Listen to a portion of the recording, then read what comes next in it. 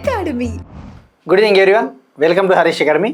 Today we will discuss March 4th 2026 current affairs in detail.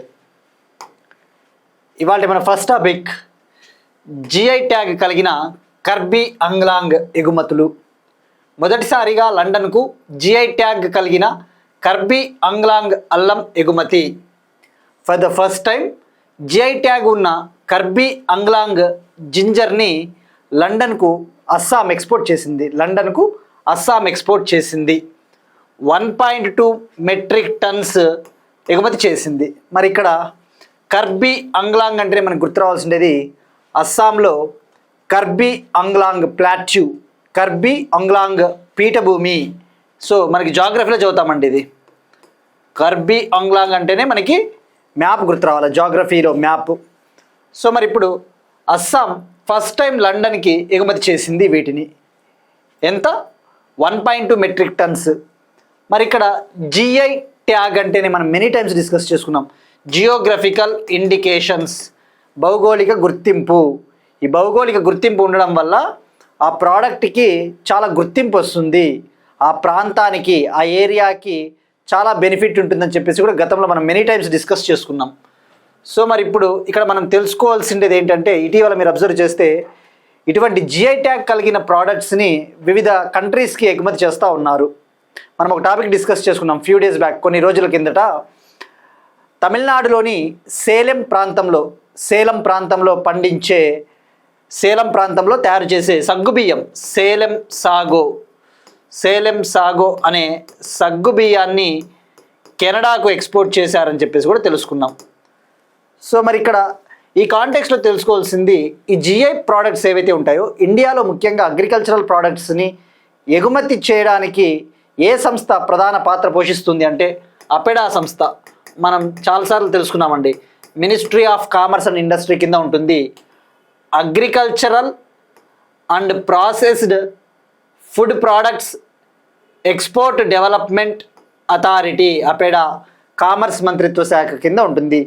వాణిజ్య మరియు పరిశ్రమల మంత్రిత్వ శాఖ ఎవరున్నారు? పీయూష్ గోయల్ గారు ఉన్నారు. సో ఇప్పుడు అస్సాం జిఐ ట్యాగ్ కలిగిన కర్బీ అంగ్లాంగ్ అల్లాన్ని ఎగుమతి చేసిందని గుర్తుపెట్టుకుంటే సరిపోతుంది. ఇటీవలే మనం ఇంకొక టాపిక్ కూడా డిస్కస్ చేసుకున్నాం. ఏమని? ఇటీవల నీతి ఆయోగ్ ఒక స్టేట్ని జింజర్ క్యాపిటల్ ఆఫ్ ఇండియాగా చెప్పింది. భారతదేశపు అల్లం రాజధానిగా నీతి ఆయోగ్ ఏ రాష్ట్రాన్ని ప్రకటించింది అంటే కూడా మనం తెలుసుకున్నాం. మిజోరం కదా. Mizoram is a ginger capital of India. So మరి ఈ కర్బీ అంగ్లాంగ్ అల్లం తీసుకుంటే ఇది చాలా టేస్టీగా ఉంటుంది. దీనికి మెడిసినల్ ప్రాపర్టీస్ కూడా ఉంటాయి, అంటే వైద్య గుణాలు. అంతే కదా, అల్లం రోజు తినడం వల్ల చాలా ప్రాబ్లమ్స్, సమస్యలు అనేవి పరిష్కారం అవుతాయి. ఉదాహరణకు కీళ్ళ నొప్పులు, మోకాళ్ళ నొప్పులు, అటువంటివన్నీ కూడా. నెక్స్ట్ వన్, ఏఐ ఆధారిత నైపుణ్య గణన సాక్ష్యం. మహారాష్ట్ర ఏఐ ఆధారిత నైపుణ్య గణనను చేపట్టింది. Artificial intelligence based skill survey, దాని పేరు వచ్చేసి సాక్ష్యం స్కిల్ సర్వే మహారాష్ట్ర లాంచ్ చేసింది. మహారాష్ట్రలోని ముంబై సబర్బన్ డిస్టిక్. మరి ఏంటిది? దీని ముఖ్య ఉద్దేశం ఏంటి? పేర్లోనే ఉంది, నైపుణ్య గణన. ఇండియాలో ఏ రాష్ట్రమైనా కూడా ఏదైనా నైపుణ్య గణన స్టార్ట్ చేసింది అంటే దాని ముఖ్య ఉద్దేశము ఎంప్లాయ్మెంట్ కల్పించాలి, ఉపాధి కల్పించాలి. మరి ఇప్పుడు ముంబై సబర్బన్ డిస్టిక్ సాక్ష్యం స్కిల్ సర్వేని లాంచ్ చేసింది. దీన్ని మహారాష్ట్ర ఐటీ మినిస్టర్ ఆశిష్ షేలార్ గారు లాంచ్ చేశారు. మరి ఇందులో భాగంగా ఏం చేస్తారు? ఈ స్కిల్ సర్వేలో పేర్లోనే ఉంది సర్వే. 18 to 40 years మధ్య ఉన్న యూత్ని సర్వే చేస్తారు. ఈ సర్వేని కండక్ట్ చేసేది సేపియో అనాలిటిక్స్ అనే సంస్థ. ఇది artificial intelligence based door to door survey అని చెప్పవచ్చు. అంటే ఇంటింటికి వెళ్ళి సర్వే చేస్తారు.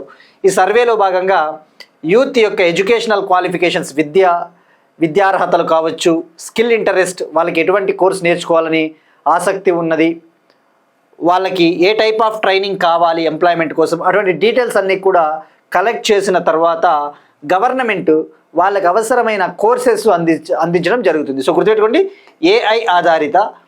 మరి ఇటువంటి ఇనిషియేటివ్ భారతదేశంలో మొదటిది అని చెప్పవచ్చు. అంటే ఏఐ ఆధారిత అయితే మొదటిది అని చెప్పవచ్చు. లాస్ట్ ఇయర్ కాదు 2024లో ఆంధ్రప్రదేశ్ స్కిల్ సెన్సస్ని కూడా లాంచ్ చేసింది. ఇండియాలో మొట్టమొదటి స్కిల్ సెన్సస్ను లాంచ్ చేసిన రాష్ట్రం ఏది అంటే Andhra Pradesh. Andhra Pradesh is the first state in the country to launch skill census. ఎక్కడ లాంచ్ చేశారు? మంగళగిరి అలానే తుళ్ళూరు మండలము ఆ ప్రాంతంలో. మరి ఆంధ్రప్రదేశ్ అయితే నైపుణ్యం అనే ఒక పోర్టల్ని కూడా లాంచ్ చేసింది. నైపుణ్యం అనే ఒక స్కిల్లింగ్ పోర్టల్. సో అట్లా మనం లింకప్ చేసుకుంటే సరిపోతుందండి. సో ఇది గుర్తుపెట్టుకోండి, ఏఐ ఆధారిత నైపుణ్యకరణ ముంబై, మహారాష్ట్ర. నెక్స్ట్ వన్, 3 గిరిజన సంస్కృతి ఉత్సవాలను నిర్వహించనున్న ప్రభుత్వం. 3 గిరిజన సంస్కృతి ఉత్సవాలను నిర్వహించనున్న భారత ప్రభుత్వం. గవర్నమెంట్ ఆఫ్ ఇండియా మార్చ్ 2026లో 3 ట్రైబల్ కల్చరల్ ఫెస్టివల్స్ని నిర్వహించబోతా ఉంది. ఆల్రెడీ ఇందులో భాగంగా ఒక ఫెస్టివల్ స్టార్ట్ అయింది. మీరు ఇక్కడ చూస్తే ఇండియాలో ట్రైబల్స్కి సంబంధించి ముఖ్యంగా గిరిజన సంస్కృతిని పెంపొందించడం కోసం భారత ప్రభుత్వం గత కొన్నేళ్లుగా చాలా ఇనిషియేటివ్స్ లాంచ్ చేసింది. ముఖ్యంగా ఎవ్రీ ఇయర్ నవంబర్ 15న, ప్రతి సంవత్సరం నవంబర్ 15న జనజాతీయ గౌరవ దివాస్గా సెలబ్రేట్ చేసుకుంటా ఉన్నాము. జనజాతీయ గౌరవ దివాస్ అంటే ఏంటి? Tribal pride day. మరి ఎందుకు సెలబ్రేట్ చేసుకుంటాం? గ్రేట్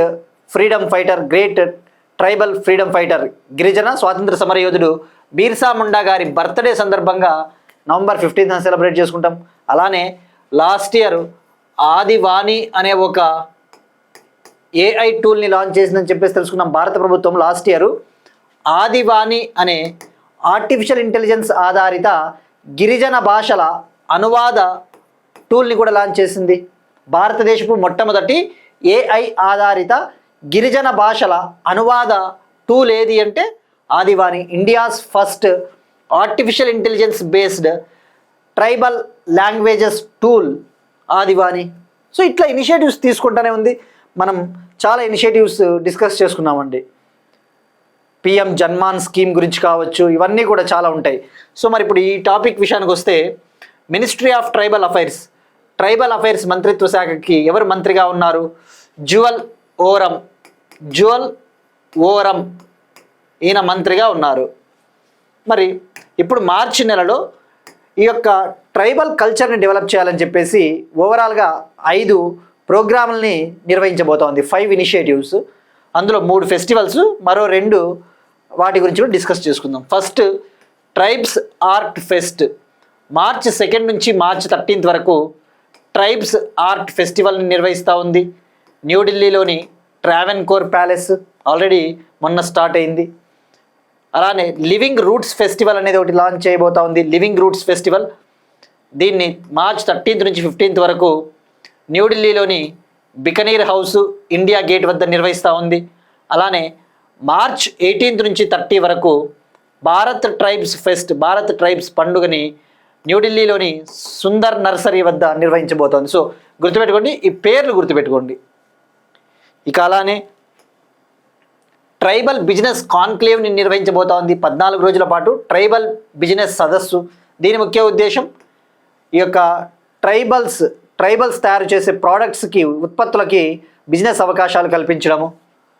అలానే 24th మార్చ్న నేషనల్ సిఎస్ఆర్ సమ్మిట్ని నిర్వహించబోతా ఉంది. జాతీయ కార్పొరేట్ సోషల్ రెస్పాన్సిబిలిటీ సదస్సుని ఎక్కడ? న్యూఢిల్లీలోని సుందర్ నర్సరీ వద్ద. దీని ముఖ్య ఉద్దేశం ఏంటి? కార్పొరేట్ సోషల్ రెస్పాన్సిబిలిటీ అంటే ఏంటి?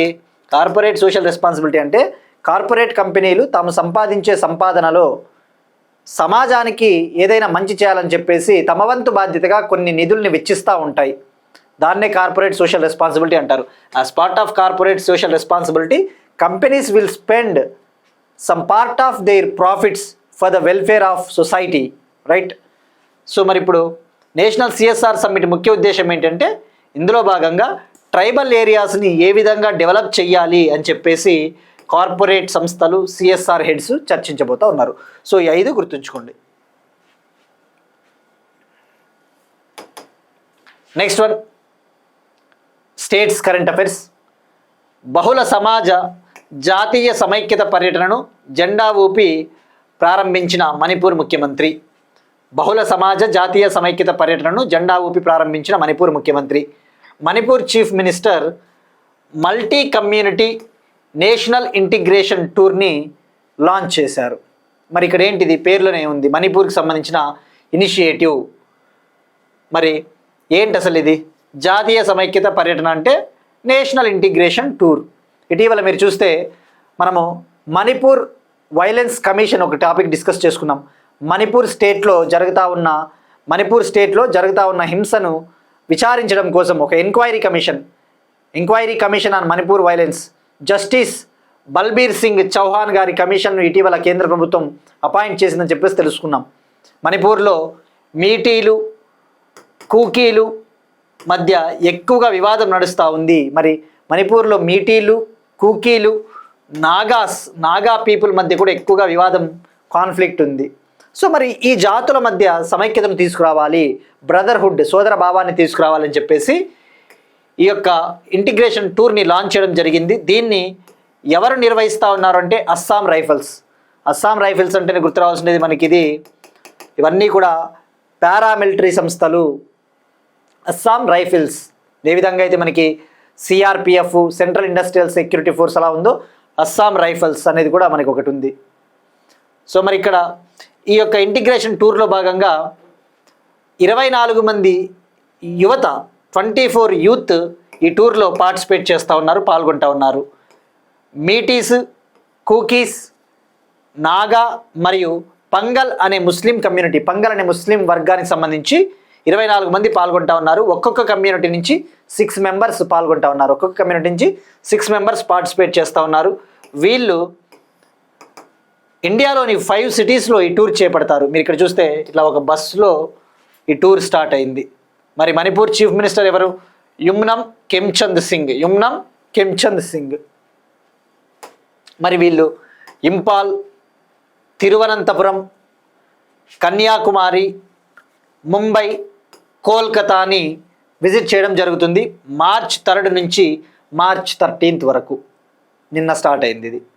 సో ఇది అండి మణిపూర్కి సంబంధించి జాతీయ సమైక్యత టూరు. గుర్తుపెట్టుకోండి, ఎవరు నిర్వహిస్తూ ఉన్నారు అంటే Assam rifles. Next one, geospatial పరిశోధన కోసం కేరళ డిజిటల్ యూనివర్సిటీతో సర్వే ఆఫ్ ఇండియా 5 సంవత్సరాల అవగాహన ఒప్పందం. జియోస్పేషియల్ పరిశోధన కోసం కేరళ డిజిటల్ యూనివర్సిటీతో సర్వే ఆఫ్ ఇండియా 5 సంవత్సరాల అవగాహన ఒప్పందం. జియోస్పేషియల్ సెక్టార్లో రీసెర్చ్ కోసం కేరళ డిజిటల్ యూనివర్సిటీతో survey of India 5 years agreement కుదుర్చుకుంది, 5 years MOU కుదుర్చుకునింది. మరి ఇందులో భాగంగా ఏం చేయబోతా ఉన్నారు అంటే మనకి జియోస్పేషియల్ సెక్టార్ అంటే ఏంటి?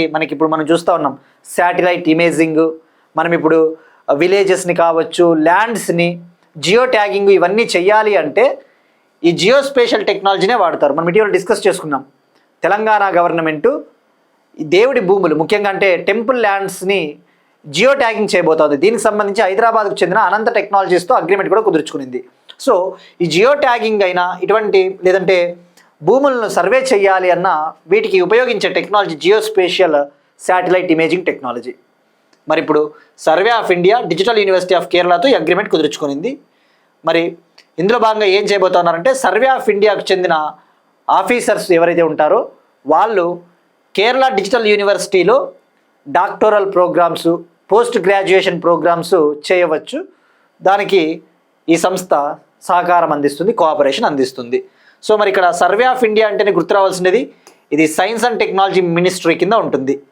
ఇండియాలో జియోస్పేషియల్ డేటాని కలెక్ట్ చేసే, జియోస్పేషియల్ డేటాకు సంబంధించి ఆ సమాచారాన్ని మేనేజ్ చేసే, నిర్వహించే బాధ్యత సర్వే ఆఫ్ ఇండియా ఉంటుంది.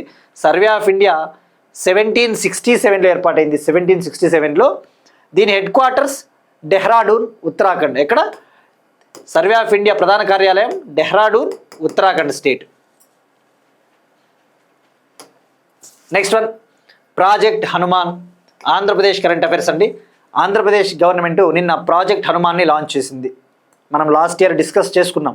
బట్ అధికారికంగా అఫీషియల్గా నిన్న Andhra Pradesh deputy chief minister Pawan Kalyan garu ఈ ప్రాజెక్ట్ హనుమాన్ని లాంచ్ చేశారు. మరి ప్రాజెక్ట్ హనుమాన్ ముఖ్య ఉద్దేశం ఏంటి?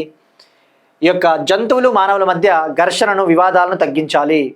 హ్యూమన్ యానిమల్ కాన్ఫ్లిక్ట్స్ని తగ్గించాలి. మనం చూస్తూ ఉంటాం, ఈ ఇమేజ్లో చూస్తే ఎలిఫెంట్ జనావాసాల్లోకి వస్తుంది, హ్యూమన్స్ ఉండే ఏరియాల్లోకి వస్తూ ఉంది, తద్వారా చనిపోతూ ఉంటారు. సో హ్యూమన్ యానిమల్ కాన్ఫ్లిక్ట్ని రెడ్యూస్ చేయడం కోసం లాంచ్ చేశారు. ఎక్కడ లాంచ్ చేశారంటే విజయవాడకు దగ్గరలో ఉన్న మంగళగిరి ఆఫీస్లో లాంచ్ చేయడం జరిగింది. మరి ఇక్కడ హనుమాన్ అబ్రివేషన్ చాలా ఇంపార్టెంట్ అండి. పూర్తి పేరు 100కి 1000% ఇంపార్టెంట్, గుర్తుపెట్టుకొని తీరాల్సిందే. ఇక హనుమాన్ అంటే healing and nurturing units for monitoring, aid and nursing of wild life. Healing and nurturing units for monitoring, aid and nursing of wild life అంటే తెలుగుగా చెప్పాలంటే ఈ వన్యప్రాణులకి ఏమైనా గాయాలైనా ఆ గాయాలని తగ్గించడం కోసము, వాటిని పర్యవేక్షించడం కోసము కొన్ని కేంద్రాలు ఏర్పాటు చేసి అవసరమైన చికిత్స అందించే ప్రాజెక్ట్ అని అర్థము. ఇంగ్లీష్లో గుర్తుపెట్టుకోండి, ఇంగ్లీష్లోనే అడుగుతాడు అబ్రివేషన్. మరి ఇందులో భాగంగా ఏం చేయబోతా ఉంది ఆంధ్రప్రదేశ్ ప్రభుత్వం అంటే ర్యాపిడ్ రెస్పాన్స్ టీమ్స్ని ఏర్పాటు చేస్తూ ఉన్నారు. నిన్న వీటి కోసం 100 వెహికల్స్ని లాంచ్ చేశారు. వెహికల్స్ అంటే ఇందులో వైల్డ్ లైఫ్ అంబులెన్సెస్ ఉన్నాయి. వాటికి ముఖ్యంగా అటువంటి విపత్తులు వచ్చినప్పుడు, ఈ జంతువులు మానవుల మధ్య ఘర్షణ వచ్చినప్పుడు ఇమ్మీడియట్గా అక్కడికి వెళ్ళడానికి హ్యూమన్ రిసోర్సెస్, మానవ వనరులు. సో గుర్తుపెట్టుకుంటే ఎన్ని వెహికల్స్? 100 వెహికల్స్. ఇందులో 93 rapid vehicles, 7 wild life ambulances, వన్యప్రాణుల అంబులెన్సులు. ఇక అలానే 4 వన్యప్రాణుల చికిత్సా కేంద్రాలను ఏర్పాటు చేస్తూ ఉన్నారు. 4 wildlife rescue and treatment సెంటర్స్ని ఏర్పాటు చేస్తూ ఉన్నారు. ఆ 4 వచ్చేసి విశాఖపట్నం, రాజమహేంద్రవరంలో 1, తిరుపతిలో 1, బైర్లూటి అనే ప్రాంతంలో 1, 4 అని గుర్తుపెట్టుకోండి. అలానే రాష్ట్ర వ్యాప్తంగా 19 ర్యాపిడ్ టీంలను ఏర్పాటు చేస్తూ ఉన్నారు, 19 ర్యాపిడ్ టీమ్స్. ఇక అలానే ఈ యొక్క జంతువుల ఘర్షణలో మరణించిన వారికి ఎక్స్గ్రేషియాను పెంచారు. అలానే జంతువుల ఘర్షణలో గాయపడిన వారికి కాంపెన్సేషన్, నష్టపరిహారాన్ని కూడా పెంచడం జరిగింది. వైల్డ్ అనిమల్ అటాక్స్లో ఎవరైతే మరణించి ఉంటారో వాళ్ళకు ఎక్స్గ్రేషియాని 5 lakhs నుంచి 10 lakhsకి పెంచారు, 10 lakhsకి ఇంక్రీజ్ చేశారు. గాయాలైన వాళ్ళకి నష్టపరిహారంగా 2 lakhs ఇవ్వబోతా ఉన్నారు, 2 lakhs ఇవ్వబోతా ఉన్నారు. ఇది సరిపోతుందండి information, more than enough. Next one again Andhra Pradesh సంబంధించి ఇంకొక టాపిక్ అండి. ఆంధ్రప్రదేశ్ పర్యాటక శాఖ డ్రైవర్ కమ్ గైడ్ అనే ఒక కార్యక్రమాన్ని లాంచ్ చేసింది. Driver cum guide. కమ్ అంటే ఏంటి? ఇంగ్లీష్లో డ్రైవర్ కమ్ గైడ్ అంటే డ్రైవరే గైడ్ లాగా పనిచేస్తాడు. డ్రైవర్ 2 బాధ్యతలు నిర్వహిస్తాడు, డ్రైవర్ బాధ్యత, గైడ్ బాధ్యత అని, అంతే. మరి ఏంటి అసలు ఇది? ఆంధ్రప్రదేశ్లో టూరిజం సెక్టార్ని డెవలప్ చేయాలి, పర్యాటక రంగాన్ని అభివృద్ధి చేయాలి అని చెప్పేసి ఈ ప్రోగ్రామ్ని లాంచ్ చేయడం జరిగింది. ఈ ప్రోగ్రామ్ని ర్యాపిడో ఫేమస్ కదండి, ర్యాపిడో, ఓలా, ఇవి ఆ ర్యాపిడో సంస్థతో కలిసి ఈ ప్రాజెక్ట్ని లాంచ్ చేయడం జరిగింది. మరి ఏంటి అసలు ఇది?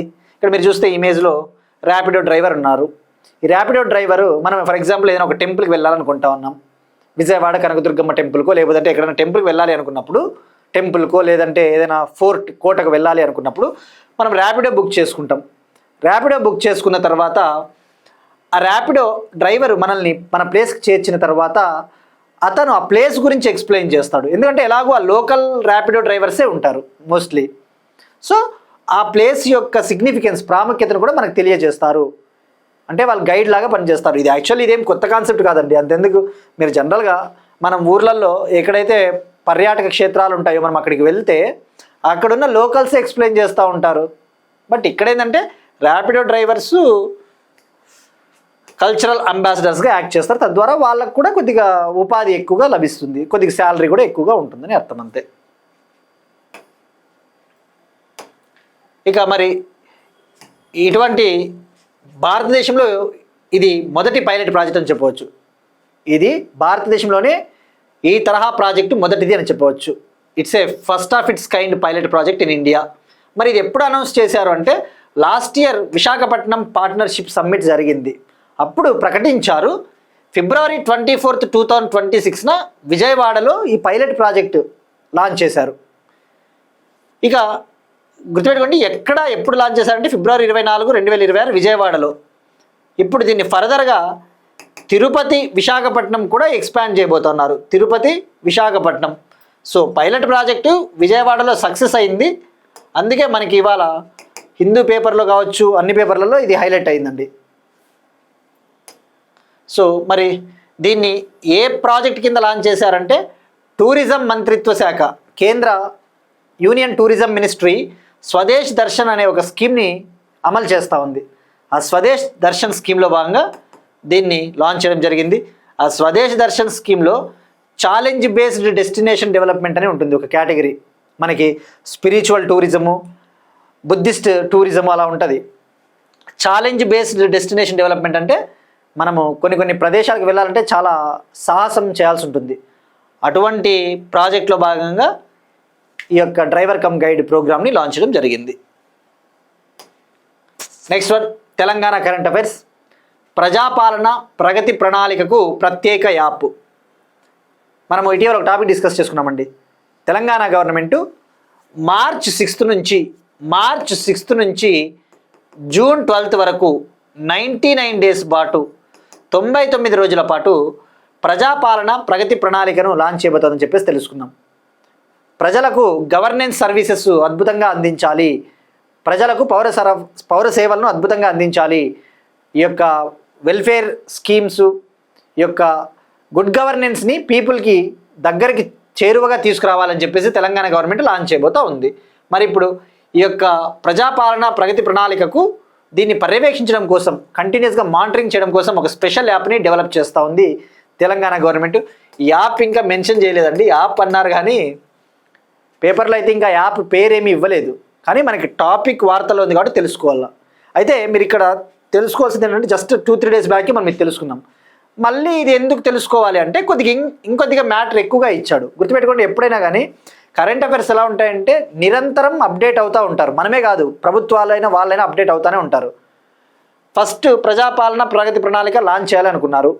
ఇప్పుడు మళ్ళీ ఇంకో నిర్ణయం తీసుకున్నారు, ఎన్ని దశల్లో లాంచ్ చేయాలి, ఎన్ని ఏరియాస్ పైన ఫోకస్ చేస్తుంది అట్లా. సో రోజు పేపర్ చదివే కొద్దీ కొన్ని కొత్త పాయింట్లు వస్తూనే ఉంటాయండి. మీరు అనుకోవచ్చు ప్రజాపాలన ప్రగతి ప్రణాళిక మొన్న అయిపోయింది కదా మళ్ళీ ఎందుకు చెప్తున్నారు అంటే కంటిన్యూస్గా ఏదో ఒక పాయింట్ యాడ్ అవుతూనే ఉంటుంది. సో మనం తెలుసుకొని తీరాల్సిందే.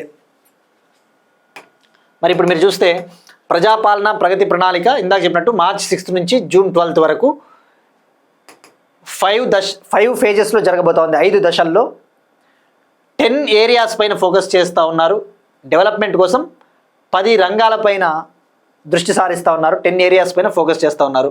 మరి ఫస్ట్ ఫేజ్లో భాగంగా ఏప్రిల్ 2, 2026న గ్రామ స్థాయిలో గ్రామ సభల్ని నిర్వహించబోతున్నారు.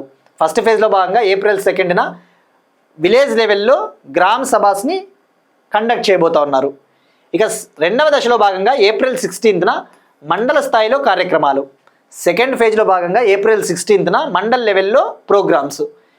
ఇక మూడవ దశలో భాగంగా మే 2న నియోజకవర్గ స్థాయిలో కార్యక్రమాలు. థర్డ్ ఫేజ్లో భాగంగా మే 2న కాన్స్టిట్యుయెన్సీ లెవెల్లో ప్రోగ్రామ్స్. నాలుగవ దశ మే 22న జిల్లా స్థాయిలో విస్తృత కార్యక్రమాలు. ఫోర్త్ ఫేజ్లో భాగంగా మే 22న డిస్ట్రిక్ట్ వైడ్లో ప్రోగ్రామ్స్. ఇక ఐదవ దశ జూన్ 2 తెలంగాణ ఫార్మేషన్ డే, రాష్ట్ర స్థాయిలో ఆవిర్భావ వేడుకలు. ఫిఫ్త్ ఫేజ్ జూన్ 2న స్టేట్ లెవెల్లో ఫార్మేషన్ డే సెలబ్రేషన్స్. మరి ఆ 10 ఏరియాస్ వేటిపైన ఫోకస్ చేస్తూ ఉన్నారంటే పరిపాలన పరిశుభ్రత, గవర్నెన్స్ అండ్ క్లీన్లీనెస్, ఆరోగ్యం హెల్త్,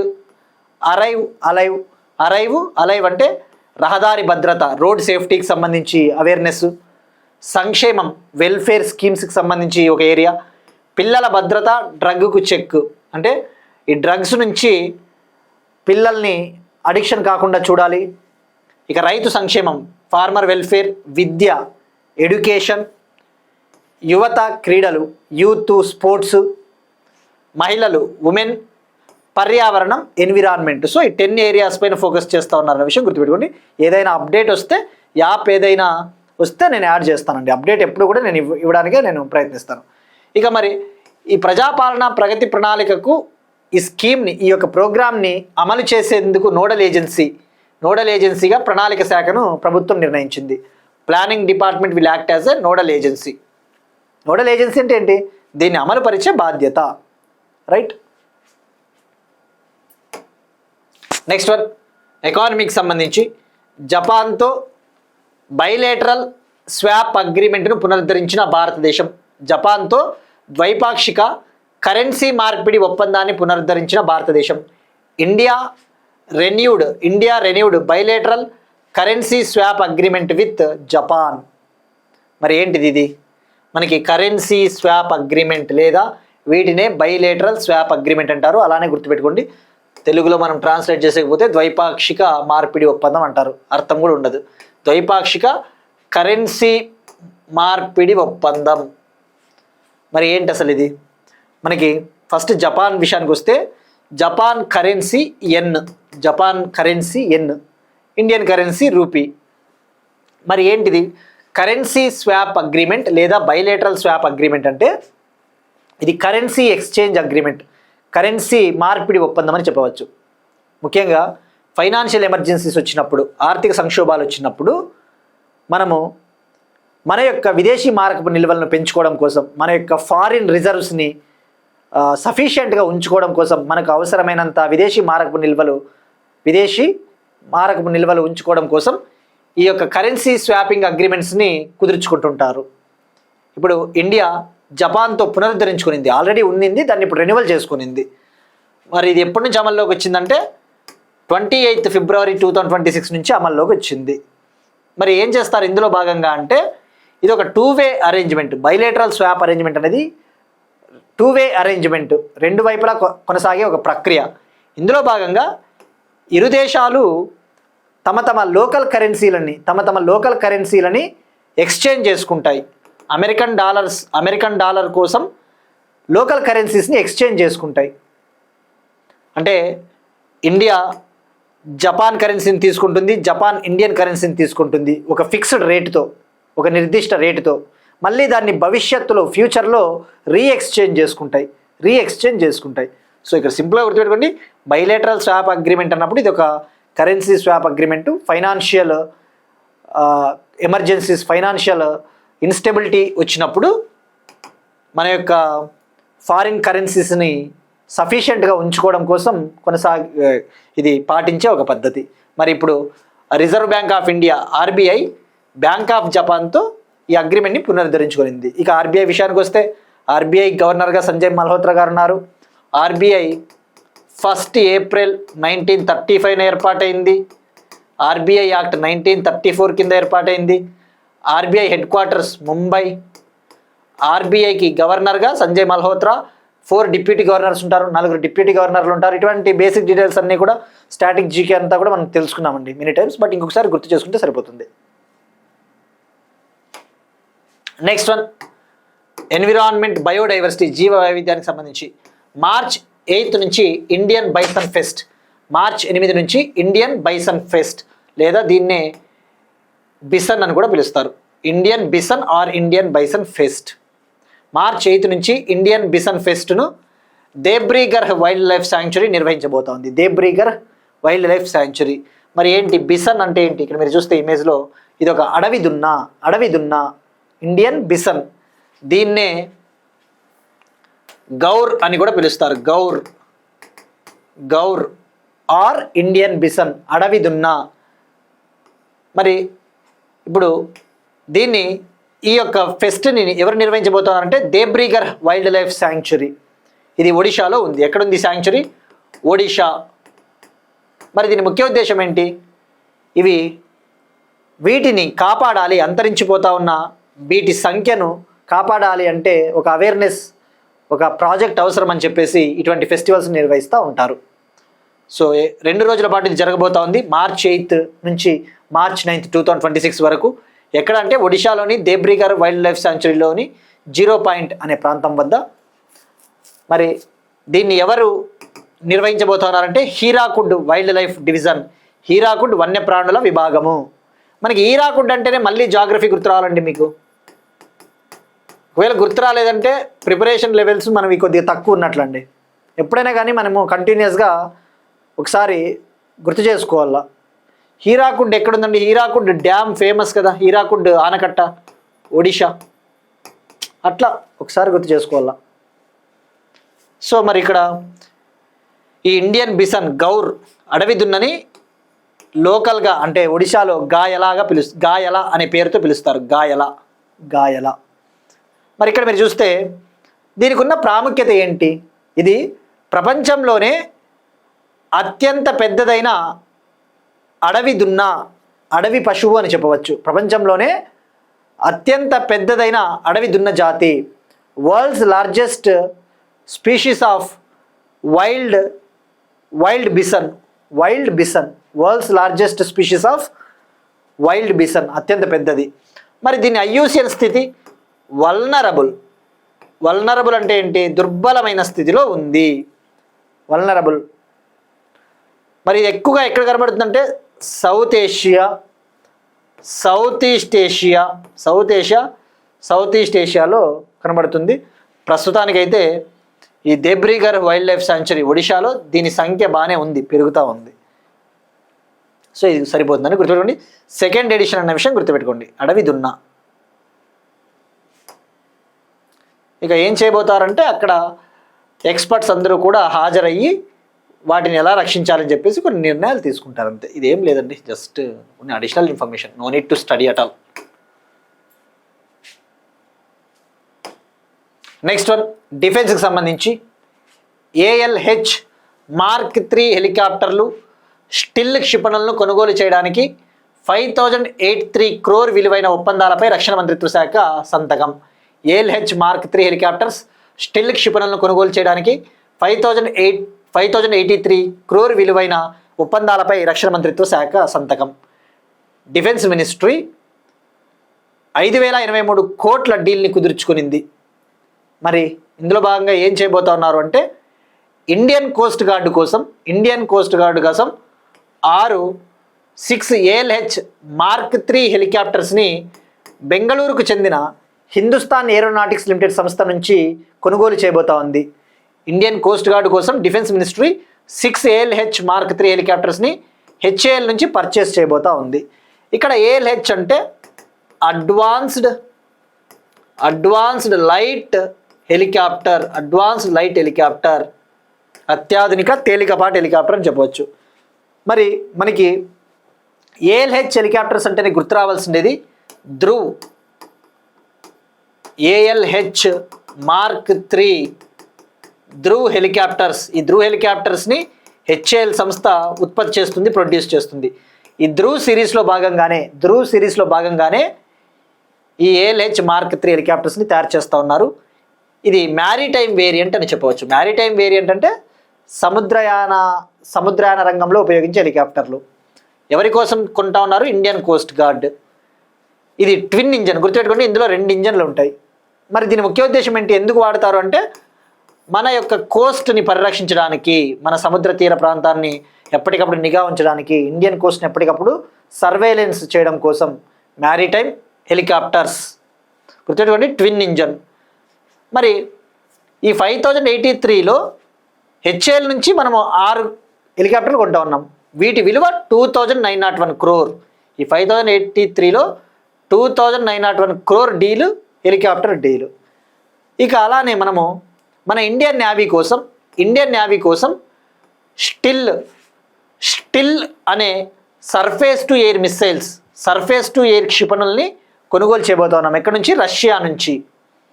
మరి వీటిని ఎక్కడ ఉపయోగించబోతున్నారంటే నేవీకి చెందిన నేవీకి చెందిన యుద్ధ నౌకలపైన ఈ మిసైల్స్ని సెటప్ చేస్తారు, ఏర్పాటు చేస్తారు. వీటి డీల్ వచ్చేసి 2182 crore. ఓవరాల్గా ఈ రెండు కలిపితే 5083. మరి దీనికి సంబంధించి డిఫెన్స్ మినిస్ట్రీ రష్యాకు చెందిన రోసోబోరాన్ ఎక్స్పోర్ట్ కంపెనీతో అగ్రిమెంట్ కుదుర్చుకునింది. ఇది సరిపోతుందండి.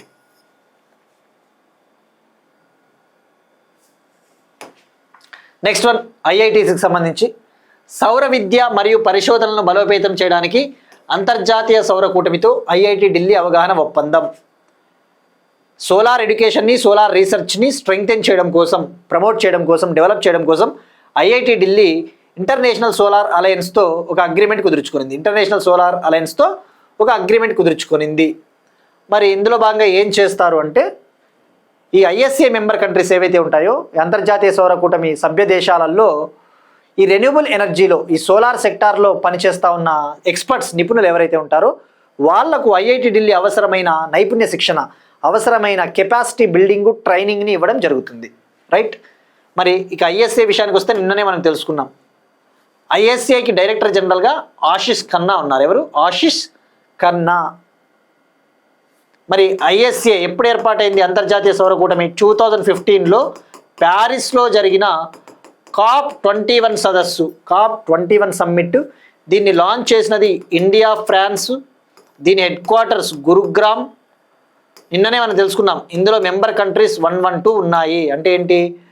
ఈ యొక్క ఐఎస్ఏ ఫ్రేమ్వర్క్ పైన సైన్ చేసి రాటిఫై చేసిన కంట్రీస్ 112 ఉన్నాయి. కెనడా కూడా జాయిన్ అవ్వడానికి అంగీకారం తెలిపింది, ఓకే చెప్పిందని చెప్పేసి నిన్న తెలుసుకున్నాం. సో ఇది అండి. ఇక ఇండియాలో total IITs as of today 23 IITs ఉన్నాయి, 23 ఐఐటీలు. నెక్స్ట్ వన్, ఇంటర్నేషనల్ రిలేషన్స్ సంబంధించి అగైన్ అమెరికా ఇరాన్ మధ్య ముదురుతున్న యుద్ధం. నటాంజ్ అణు కేంద్రంపై దాడి, న్యూక్లియర్ ఫెసిలిటీ కాంప్లెక్స్లో తీవ్రంగా దెబ్బతిన్న పలు భవనాలు. నటాంజ్ న్యూక్లియర్ ప్లాంట్ ఎక్కడ ఉంది? ఇది ఇరాన్.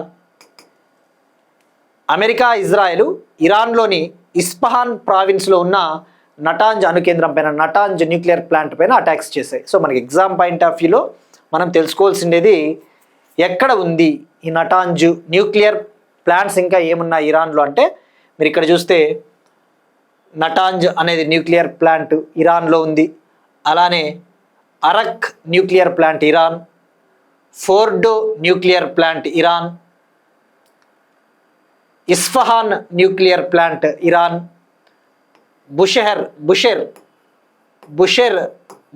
న్యూక్లియర్ ప్లాంట్ ఇరాన్, ఇటువంటివి ఉన్నాయండి మనకి.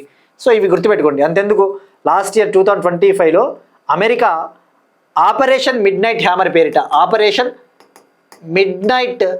హ్యామర్ పేరిట ఇరాన్లోని న్యూక్లియర్ ప్లాంట్స్ పైన అటాక్ చేసింది.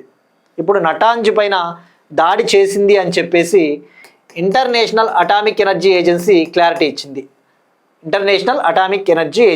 సో ఇక్కడ గుర్తుపెట్టుకోవాల్సింది మనము, నటాంజ్ న్యూక్లియర్ ప్లాంట్ అంటే ఇరాను. మరి ఇక్కడ ఎవరు చెప్పారు, ఎవరు క్లారిటీ ఇచ్చారు? ఐఏఈఏ. మీరు చూస్తే ఐఏఈఏ వార్తల్లో ఉందండి. మీరు రోజు పేపర్ చూస్తూ ఉంటే ఐఏఈఏ వార్తల్లో ఉందని అర్థమవుతుంది. పేపర్ చూస్తే ఏది కరెంట్ అఫైరు అనేది మనకు తెలిసిపోతుందండి. లేదంటే ఇది కరెంట్ అఫైర్ కాదేమో అనే డౌట్ వస్తుంది. మనం కొన్ని చెప్తున్నప్పుడు, కొన్ని ఆర్గనైజేషన్స్, అంతర్జాతీయ సంస్థలు చెప్తున్నప్పుడు ఎక్కడివో తీసుకురామండి. పేపర్లో కనబడినవే మనం చెప్తాం, పేపర్ న్యూస్లో ఉన్నవే. ఐఏఈఏ గురించి చెప్తున్నామంటే ఇది వార్తల్లో ఉంది. సో మరి ఏం చెప్పారు? నటాంజ్ న్యూక్లియర్ ప్లాంట్ పైన అమెరికా, ఇజ్రాయెల్ అటాక్ చేశాయి. బట్ ప్రస్తుతానికైతే రేడియేషన్ స్థాయి అనేది సాధారణంగానే ఉంది. అంత భయపడాల్సిన పని లేదు. రేడియేషన్ లెవెల్స్ అనేవి లిమిట్లోనే ఉన్నాయని చెప్పేసి చెప్పింది. మరి ఇక్కడ ఐఏఈఏ అంటే ఏంటి? ఐఏఈఏ అంటే ఇంటర్నేషనల్ అటామిక్ ఎనర్జీ ఏజెన్సీ.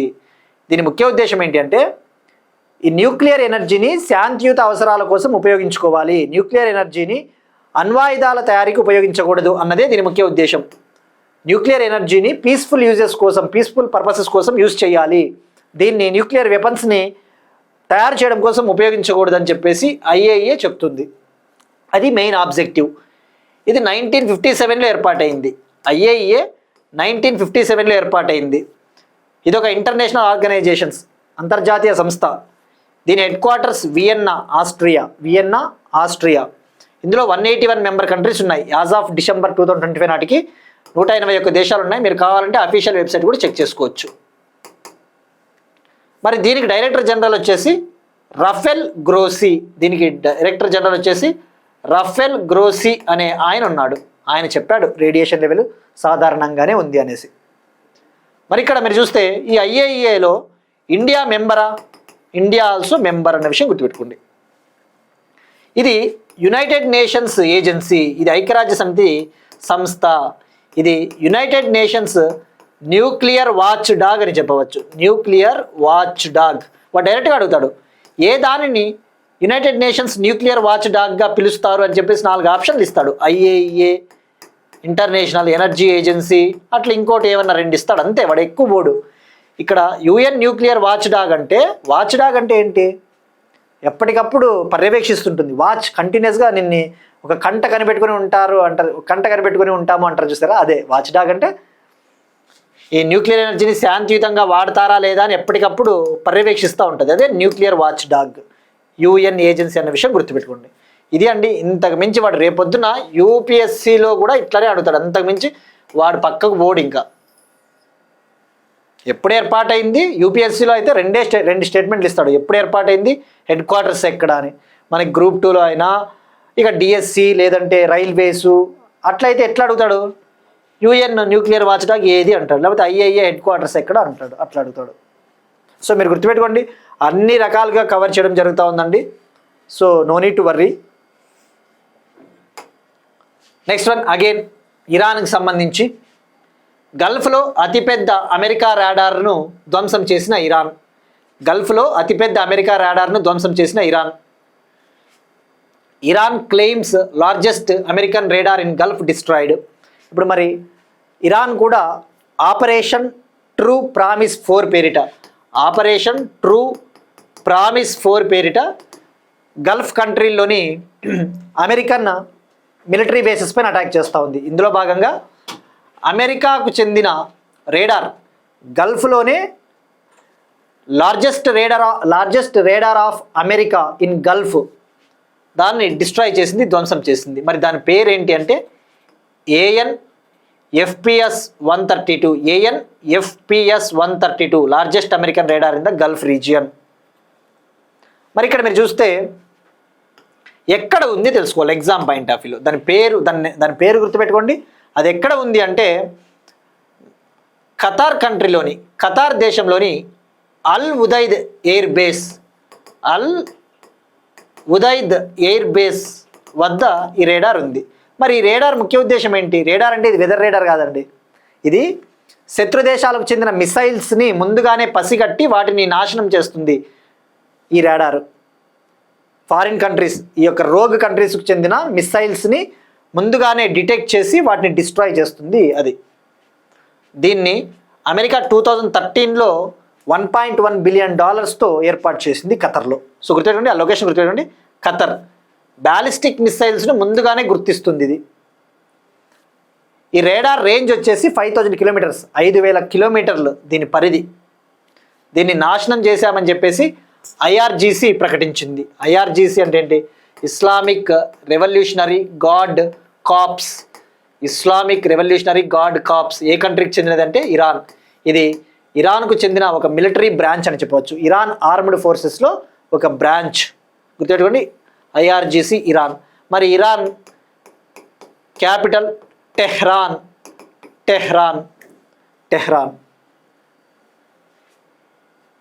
ఇక ఇరాన్ కరెన్సీ రియల్. సో ఇది అండి. సో ఇక గల్ఫ్ అంటే మరి గల్ఫ్ కోఆపరేషన్ కౌన్సిల్లో ఎన్ని కంట్రీస్ ఉంటాయి? ఇది కూడా మనం చాలాసార్లు తెలుసుకున్నాం. 6 కంట్రీస్ ఉంటాయి. గల్ఫ్ కోఆపరేషన్ కౌన్సిల్లో ఎన్ని దేశాలు? 6 దేశాలు ఉంటాయి. నెక్స్ట్ వన్, శ్రీనగర్ సెంట్రల్ జైలుకు తొలి మహిళా సూపరింటెండెంట్గా సబా షాల్. ఈ ఫ్యాక్ట్స్ అండి, అపాయింట్మెంట్స్. శ్రీనగర్ సెంట్రల్ జైలుకు ఫస్ట్ టైం ఒక ఉమెన్ సూపరింటెండెంట్ని నియమించడం జరిగింది. ఆమె పేరే సబా షాల్. ఈమె police officer. Kashmir's first women jail superintendent Srinagar. Next one, Time women of the year 2026.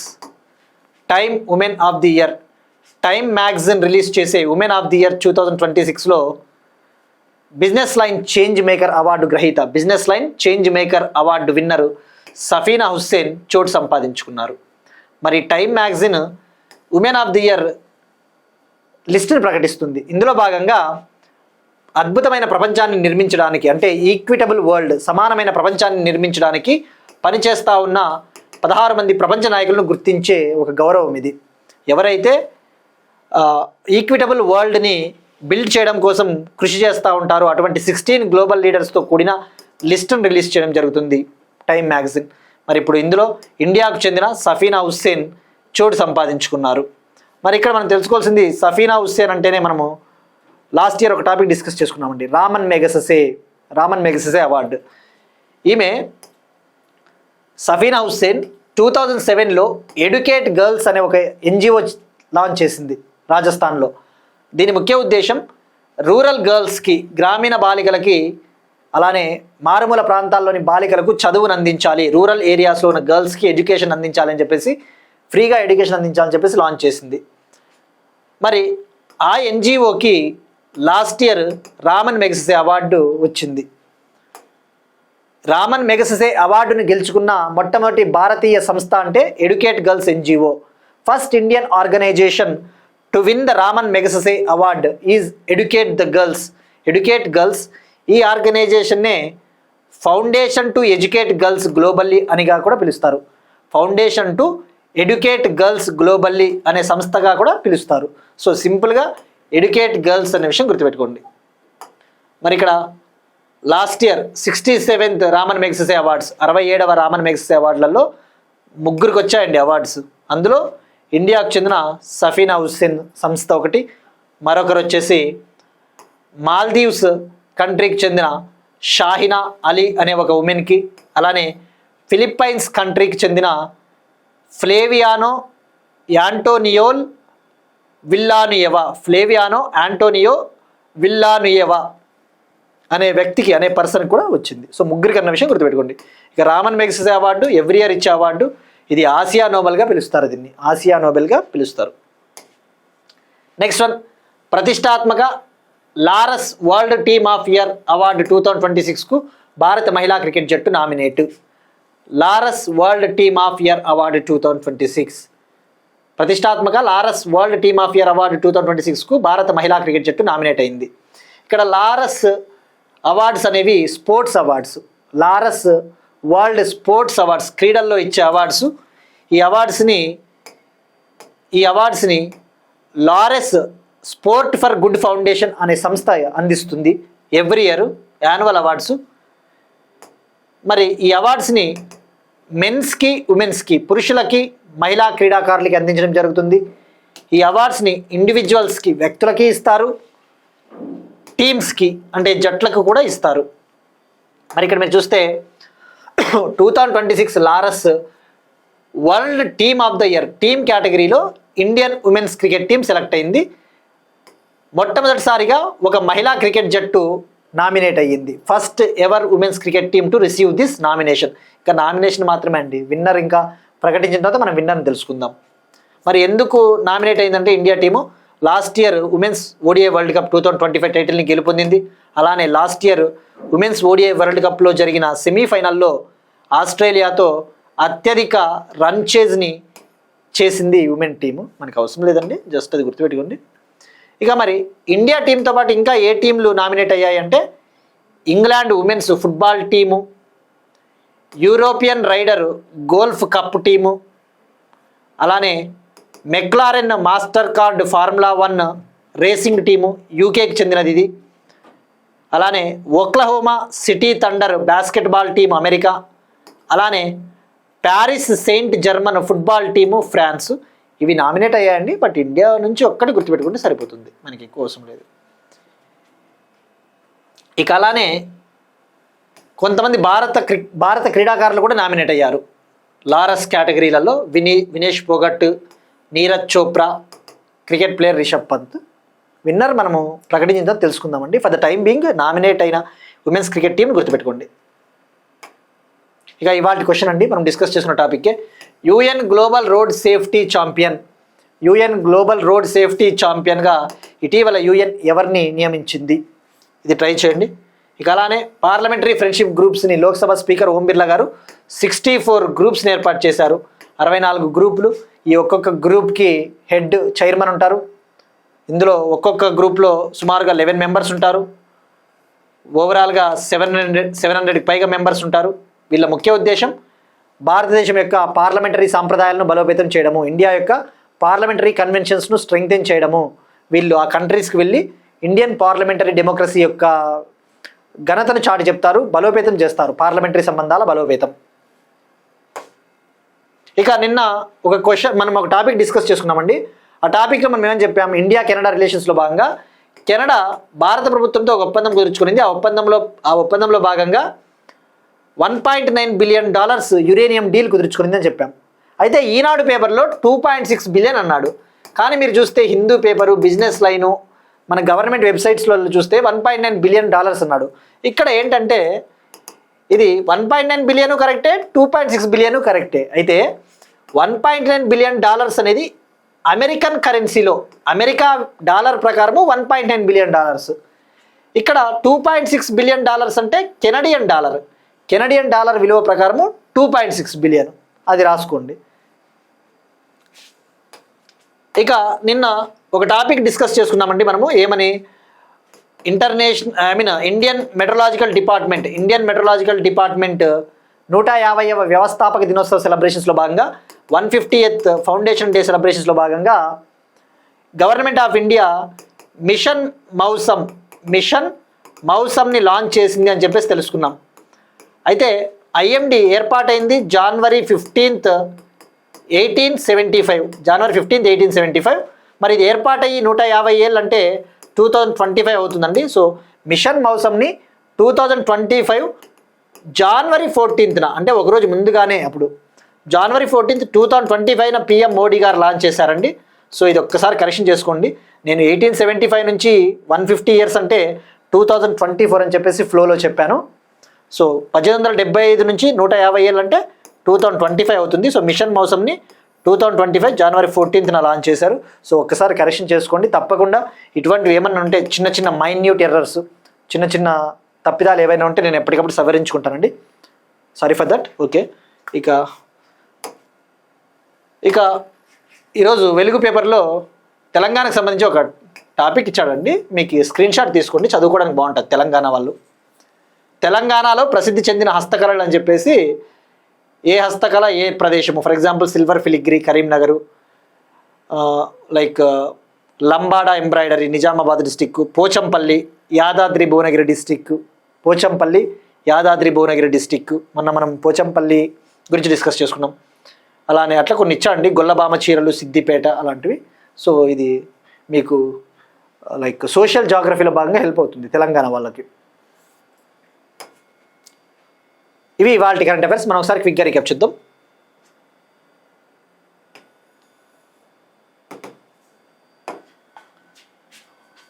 మొదటిసారిగా లండన్కు జిఐ ట్యాగ్ కర్బీ అంగ్లాంగ్ అల్లం ఎగుమతి Assam.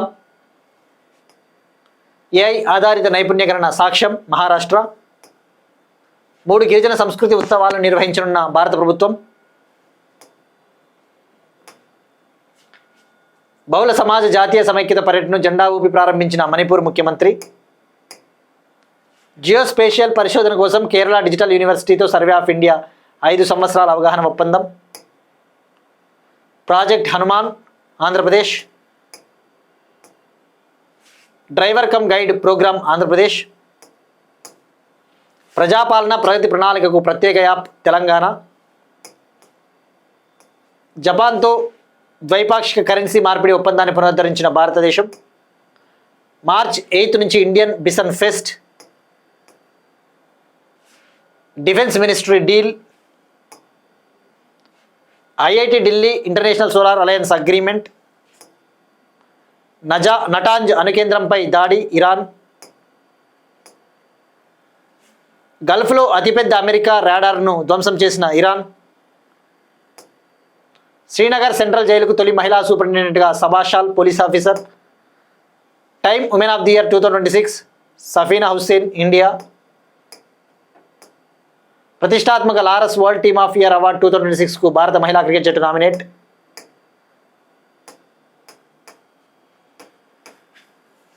That's it. These are today's current affairs. Will meet you tomorrow. Thank you everyone.